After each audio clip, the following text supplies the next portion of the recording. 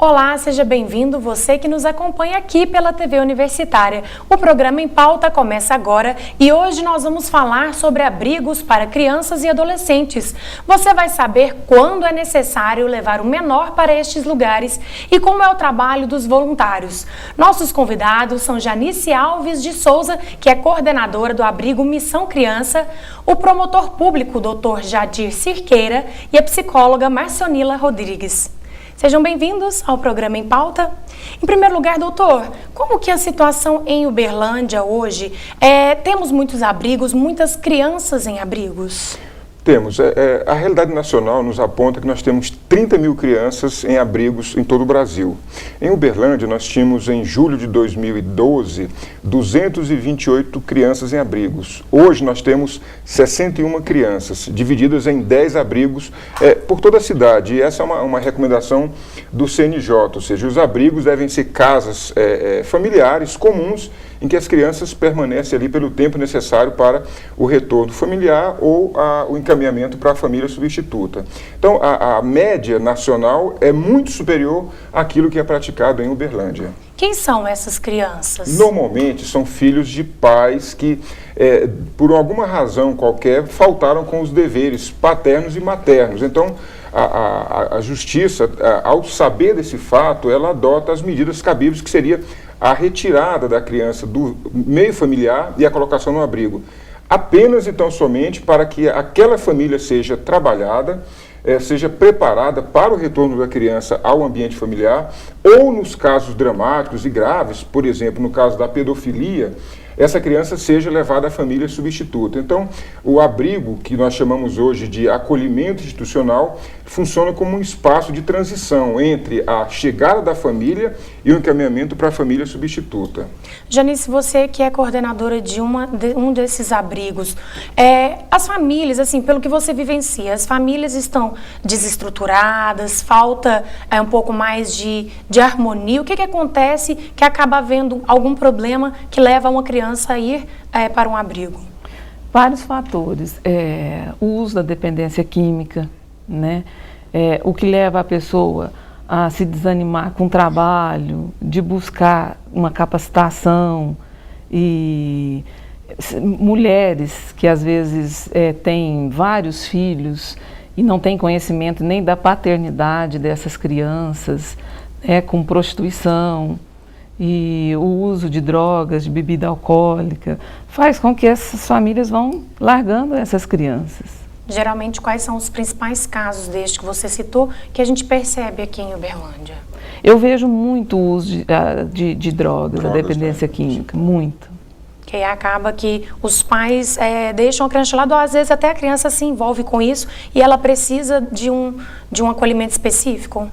E muitos casos nós percebemos assim, por encaminhamentos que nós já fizemos dessas pessoas para instituições que trabalham com a dependência química, você vê que às vezes a pessoa tenta muito largar o vício e que é muito difícil, né? Marcionila, você como psicóloga, gostaria também da sua opinião em relação a isso. As famílias faltam um pouco desse apoio, dessa estrutura, e aí a consequência acaba sendo até para as crianças, infelizmente? Sim, nós temos o desamparo, né, dessas crianças e ao desamparo das famílias também. Essas famílias que estão desagregadas, elas precisariam de um apoio maior para se reorganizar.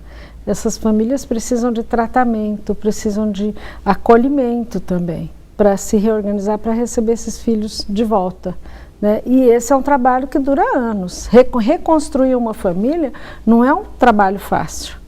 Depende da disponibilidade das pessoas, delas quererem se reorganizar, porque às vezes também tem isso de querer. A pessoa quer trabalhar, a pessoa quer ser tratada, ela quer se submeter às normas, à disciplina, né, de ir sempre na terapia, de ir sempre na instituição de acolhimento para ser orientada, sabe?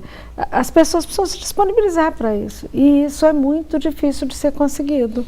Agora, doutor, esses acolhimentos são um lar, mesmo que provisório para essas crianças. Precisa estar bem estruturado, né? Sim, na verdade, Vanessa, eu sou bastante crítico a respeito desse tema. Primeiro, o poder público, né, na esfera municipal, estadual e federal, ainda não percebeu que ele precisa implantar políticas públicas efetivas de proteção das famílias, ou seja, as famílias, e eu tenho feito um trabalho de visita às famílias, eu vou nas casas verificar as situações daquelas crianças que estão nos abrigos, e eu percebo um completo abandono do Estado, ou seja, o Estado ele não apoia as famílias, ele apoia mal, apoia precariamente, apenas muitas vezes com ajuda financeira, o que é insuficiente.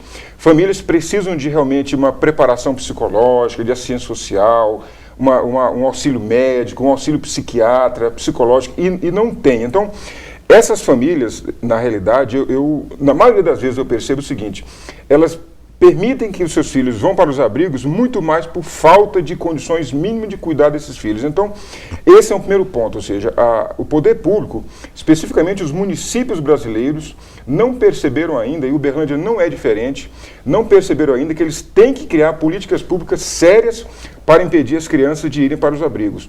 Uma segunda falha também muito grave e que é preciso ser dita publicamente. As instituições de acolhimento, elas deveriam ser espaços de excelência. Elas não poderiam jamais ser espaços de abandono. E, lamentavelmente, o poder público, quando a criança vai para o abrigo, ele esquece. Só para você ter uma ideia, em Uberlândia nós não temos um programa de proteção do direito à convivência familiar e comunitária, ou seja, o próprio município, que é o gestor de toda essa máquina, ele até hoje não criou um programa ultrapassado mais de 3 anos da lei que determina que assim o faça, ou seja, então a criança fica no abrigo sem estrutura, os profissionais que atuam nos abrigos são pessoas, na maioria das vezes, que recebem um salário miserável, um salário de fome e que muitas vezes elas são submetidas a situações tão dramáticas quanto aquelas crianças que são abrigadas. Então, se revitimiza duplamente, ou seja, revitimiza o profissional que está lá trabalhando sem condições e aquela criança que deveria ser tratada com dignidade também acaba não sendo tratada com dignidade por falta de condições mínimas de atuação da rede. Bom, o programa Em Pauta vai para um rápido intervalo e nós voltamos em instantes. A gente quer proteger a família. Todo pai quer. Eu tinha uma arma em casa. Mas o meu filho achou. Ele tinha só 8 anos. Você não sabe o que é perder um filho. Se eu pudesse voltar no tempo... A arma não é proteção. Hoje eu sei. Proteja sua família. Desarme-se. Campanha Nacional do Desarmamento. Governo Federal. Localizado no campus Umuarama, o ambulatório Amélio Marques do Hospital das Clínicas da UFO é hoje uma referência regional no que diz respeito ao atendimento médico especializado, de média e alta complexidade. Com ética, transparência e responsabilidade social, a instituição atende por dia cerca de 1.500 pacientes de Uberlândia e de outras 30 cidades da região. Eu sou mais um brasileiro com registro civil, tenho os meus direitos desde o nascimento. Eu também tô nessa corrente que tem que seguir em frente. O país inteiro está com a gente. A certidão é de graça, é um direito humano. Procure na maternidade, no cartório mais próximo ou informe-se na prefeitura sobre os mutirões. Sou da família Brasil e tenho orgulho de ser brasileiro. Certidão de nascimento, um direito humano, um dever de todo o Brasil. Governo Federal. Durante meus anos na Fórmula 1 e Fórmula Indy, eu perdi 35 amigos. Nesse mesmo período, o trânsito no Brasil matou mais de 500 mil de pessoas. Consciência é a palavra-chave para melhorar a segurança de trânsito no Brasil. No trânsito, imprudência mata, bebida mata, celular mata. Consciência dos perigos é o que me trouxe até aqui. Consciência no trânsito. Um pacto pela vida.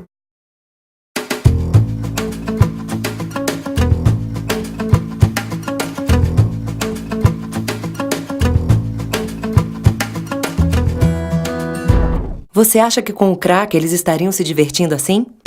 Com o crack, até mesmo a melhor amizade entre pais e filhos estaria prejudicada. O crack é devastador, tira tudo de melhor da sua vida e influencia todos que estão à sua volta.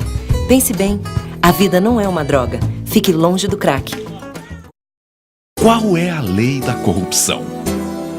Ganhar, vencer a qualquer preço. Não importa se o outro vai se dar mal. O importante é se dar bem. Furar fila, lucrar no troco, sair sem pagar a conta, falsificar as notas da escola, até mesmo contar umas mentirinhas. Afinal de contas, o único ser humano com sentimentos e ideias que merecem ser respeitadas é você. Pense, reflita. Quais são as suas atitudes? Elas são importantes de verdade? Lembre-se, a sociedade muda quando os indivíduos que vivem nela mudam.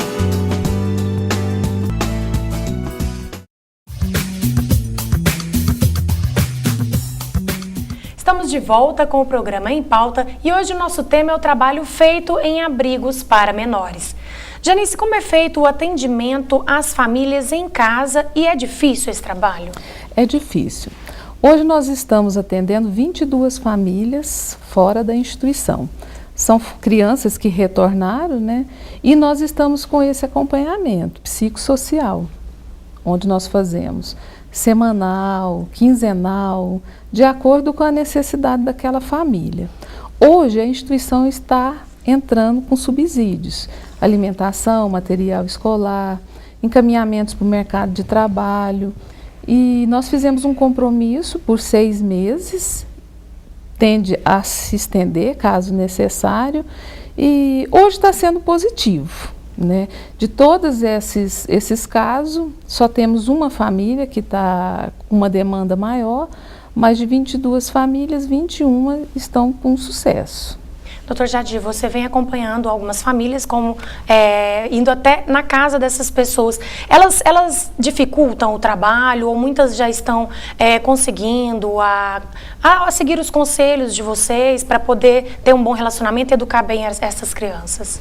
Não, as famílias, Vanessa, elas são bem receptivas. Eu diria que são humildes, carentes. Mas eu queria fazer um registro aqui no canal e te dizer o seguinte. Em Uberlândia, nós tínhamos em julho 220 crianças nos abrigos. Hoje nós temos 60 crianças. Esse é um trabalho pioneiro no Brasil e Uberlândia ainda não se deu conta de que esse é um exemplo que tem uma visão, inclusive, internacional, ou seja, de que nós mudamos um paradigma que anteriormente era de abrigar para proteger e agora é de proteger sem necessário abrigar. E essa mudança de paradigma, ela tem uma responsável, que isso é importante deixar muito registrado e claro. A nossa juíza de direito, a doutora Edila Moreira Manosso, que é uma pessoa de uma sensibilidade ímpar, né? As convidadas estão aqui, podem atestar o que eu estou falando. Ela acolheu todos os pedidos do Ministério Público e das equipes dos abrigos, no sentido de que essas crianças voltassem para os seus lares. E nesse sentido, as famílias receberam os seus filhos de volta com muita alegria. Pobre, como a Janice colocou muito bem, a Marcionila sempre coloca, da necessidade do acompanhamento posterior ao abrigo. Mas são famílias que precisam da ajuda do poder público. A gente não pode esquecer isso jamais. São famílias pobres, humildes, carentes, que moram nas periferias. Eu tenho visitado, eu fui no bairro Lagoinha, fui no Roosevelt, fui no Morada Nova, fui no Canaã, fui no Morumbi, para, antes de devolver essas crianças para as famílias, conhecer a realidade que elas vivem. E, diferentemente do que se fala, que são famílias perigosas, são famílias agressivas, eu não percebi nada disso. Eu percebi muitas vezes famílias carentes, realmente precisando de socorro. E nesse sentido, o poder público precisa sair do gabinete e ir para as casas. As pessoas precisam receber o Estado. Veja que nós, quando falamos de Estado nas famílias, nós colocamos a polícia civil e militar. Nós precisamos mudar essa dinâmica, ou seja, as famílias pobres precisam da proteção do psicólogo, do assistente social, do pedagogo, lá na origem, ou seja, toda a lei brasileira caminha nesse sentido. Esse trabalho de Uberlândia, que é pioneiro no Brasil, e eu te diria, ele é mais interessante do que o que é praticado na Europa. Nós temos poucos exemplos europeus de tamanha mudança de postura, ou seja, de tirar a criança do abrigo e voltar para as famílias com tanta velocidade, com tanta rapidez. Vejam que de 220 para 60 nós temos aí mais de 70% de mudança. Quer dizer, isso mereceria uma pauta assim, só para discutir como é que se chegou a esse número tão dramático. Mas Assim, essas famílias são boas de trabalhar, são famílias simples. Quando eu vou nas casas, eu me sinto à vontade, eu não sou recebido com rispidez, com agressividade. Pelo contrário, todos dizem, doutor, vem mais aqui, veja como é que nós vivemos. Ou seja, eu fico muito tranquilo porque eu sou de família pobre, então ali é o meu ambiente. Eu queria completar o que o Dr. Jardir está colocando. Essa mudança de paradigma faz também com que mude a estruturação, a preparação das equipes. Porque antes, o abrigo da Janice, que se especializava em cuidar bem da criança dentro do abrigo, agora ela tem que ir extramuros. A equipe tem que se especializar no atendimento à família. E isso requer uma formação dos profissionais. Que eles, alguns têm, mas outros não têm, não são todas as instituições que as pessoas estão em condições de fazer com alta qualidade essas coisas. Então, é preciso que o poder público invista na especialização desses profissionais. É porque antes de cuidar de uma criança carente, com um problema, ainda mais uma criança, acho que o profissional tem que estar muito bem preparado. Agora você vai ter que cuidar de uma família inteira. Antes eles cuidavam da criança, agora eles cuidam da família inteira. E cuidar de uma família não é um trabalho que se faz de improviso. Janice, você acredita que esta é uma realidade pouco conhecida pela sociedade? É uma minoria, são famílias carentes que passam por problemas que, às vezes, algumas famílias de Uberlândia nem imaginam? Eu acho que não é uma minoria, né? Nós fazemos visitação nos bairros, você percebe que essa carência é muito grande. Então, existe muitas famílias aqui em Uberlândia com essas situações de carência.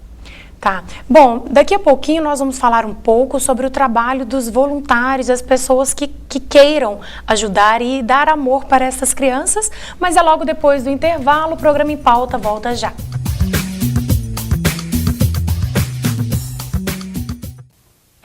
Sempre que cai um avião, todo mundo se comove. Mas e se todo mês caíssem 8 aviões no Brasil? 8. Todos lotados de jovens, a maioria negros. Pois é isso que a violência está fazendo com a gente hoje. Milhares de vidas roubadas do futuro do Brasil. Por isso, foi criado Juventude Viva.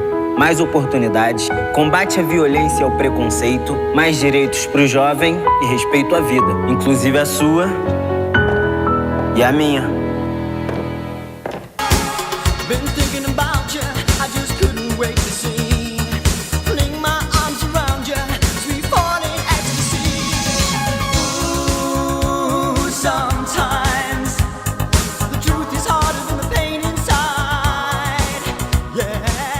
Com o plano Viver Sem Limite do Governo Federal, o Minha Casa Minha Vida oferece moradias adaptáveis às necessidades das pessoas com deficiência. Informe-se nas agências da Caixa. Viver Sem Limite, Governo Federal.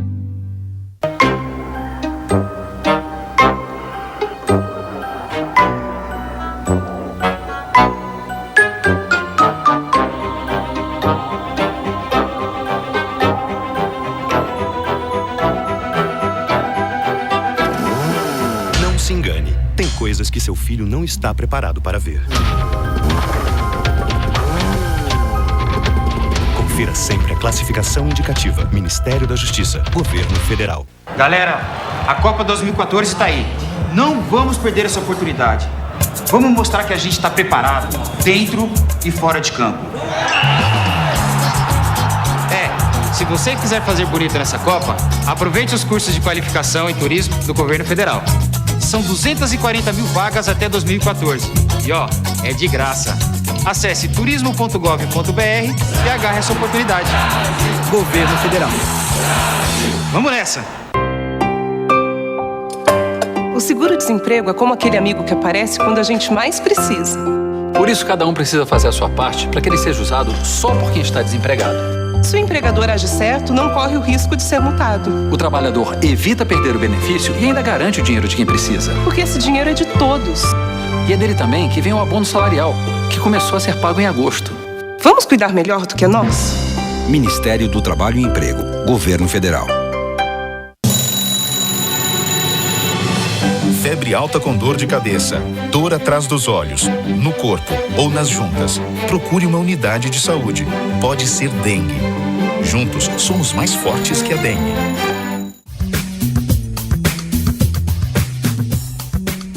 Estamos de volta com o programa Em Pauta e hoje o tema é o trabalho feito em abrigos para menores.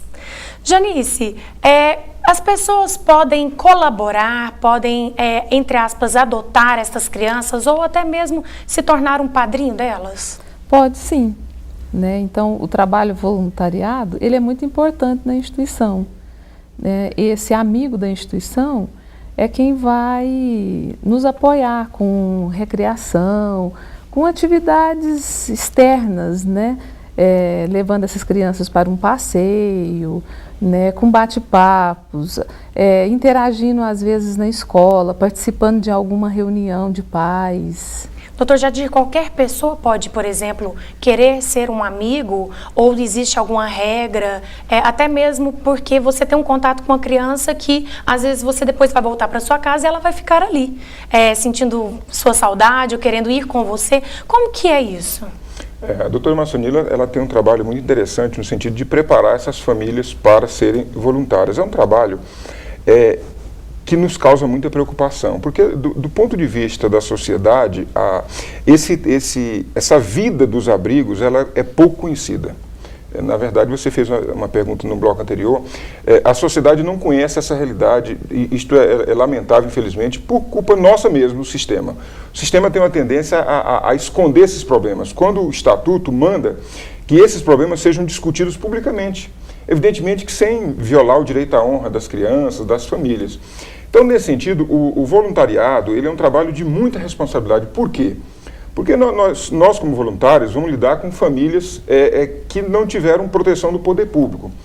Segundo, são crianças que são vítimas da sociedade, da família e do Estado. Então, a ideia é que o voluntariado seja responsável, ele seja criterioso, ele seja imparcial, objetivo. Ele não pode, na perspectiva de ser um voluntário, de ajudar, ele prejudicar o sistema. Então, os abrigos têm uma vida própria, eles têm uma rotina específica, aquelas crianças têm valores, valores precisam ser respeitados, considerados.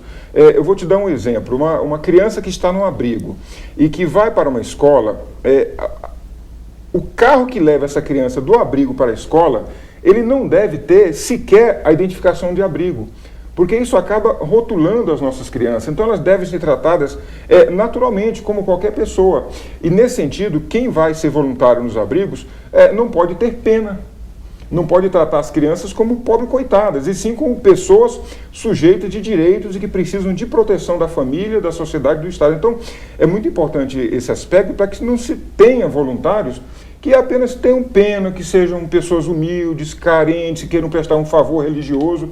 Não é nada disso, nós queremos o voluntário, mas realmente um voluntário que seja capacitado, e nesse sentido o nosso evento de sexta-feira, que a doutora Maçonila vai falar sobre isso agora, ele realmente tem essa perspectiva, capacitar o voluntariado para que ele exerça um trabalho de qualidade no sentido da proteção das crianças e das famílias. Então, é muito importante que quem queira ser voluntário realmente de uma forma profissionalizada.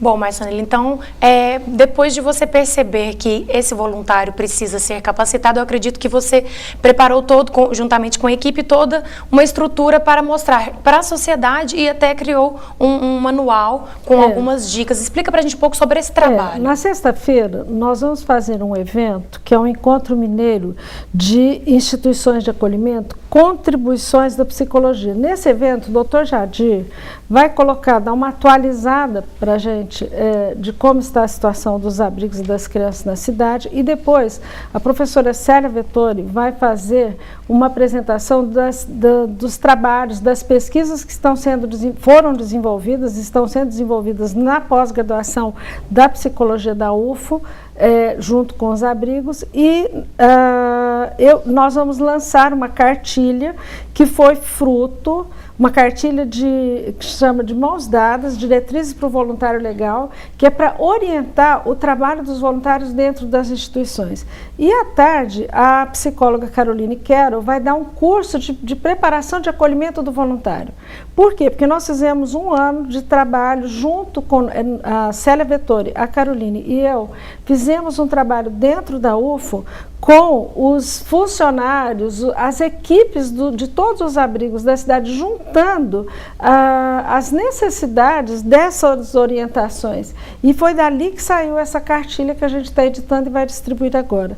Então, nós queríamos convidar as pessoas que quiserem se inscrever para esse evento, que podem se inscrever no bloco 6T, na sala 02, no campus Umuarama, ou, se tiverem dúvidas, pelo telefone 3218-2104. Esse evento que nós faremos será no Campus Santa Mônica, no anfiteatro do bloco 5RC, na sexta-feira, às 9 horas da manhã. Quem quiser se inscrever no Umuarama, ou na hora chegando lá pelas 8 horas, no 5RC, no Santa Mônica, poderá se inscrever. Só que nós temos vagas limitadas, porque o anfiteatro é pequeno, o anfiteatro tem só 90 lugares. Bom, eu acredito que muitas pessoas queiram, né, ser voluntárias, inclusive porque Uberlândia conta com 10 abrigos, como o senhor disse, pelo menos 60 crianças aí que precisam de carinho, apoio, amizade, de acolhimento, né, porque apesar